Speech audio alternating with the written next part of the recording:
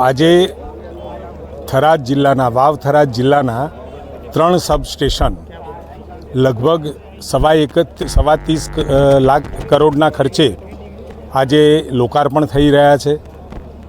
લગભગ 14 ગામના 4000 ઉપરના લગભગ 4300 જેટલા કુટુંબના પરિવારોને જેનો ફાયદો થવાનો છે ને આગામી સમયની અંદર ખૂબ ઝડપથી નવા કનેક્શન પણ આપી શકાય, ક્વોલિટી અને ગુણવત્તાસભર વીજળી આપી શકાય, એના માટેનો સતત પ્રયત્ન આદરણીય નરેન્દ્રભાઈ મોદી સાહેબે જ્યારથી 24 કલાક વીજળી અને ખેતીના કનેક્શનો આપવાનું ચાલુ કર્યું ત્યારથી એમનો આગ્રહ રહ્યો છે કે વીજળી તો આપીએ પરંતુ સાતત્યપૂર્ણ ક્વોલિટીયુક્ત વીજળી આપવાનો આપણો રાજ્ય સરકારનો પ્રથમ પ્રયત્ન હોવો જોઈએ.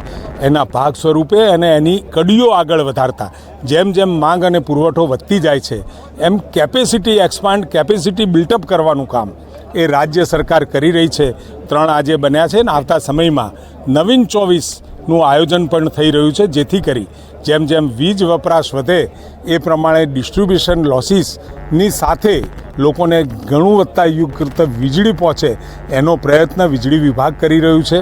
અને સાથે સાથે તમામ નાગરિકોને મારે એ અપીલ છે, ઘરમાં રહેતા હોય, દુકાનમાં હોય, કોમર્શિયલ હોય કે રેઝિડેન્શિયલ હોય કે ખેતીમાં કામ કરતા અમારા ખેડૂત ભાઈઓ એ વીજળી બચાવવાનો સંકલ્પ લે, બિનજરૂરી વીજળીનો વેડફાટ ના થાય. ઉર્જા સંરક્ષણનું કામ એ આવતા સમયની અંદર વીજળીના વપરાશ સાથે ઉર્જાની બચત પણ એટલો જ મહત્ત્વપૂર્ણ વિષય છે. ત્યારે આ નવા 3 સબસ્ટેશન નવા જિલ્લાને સમર્પિત છે.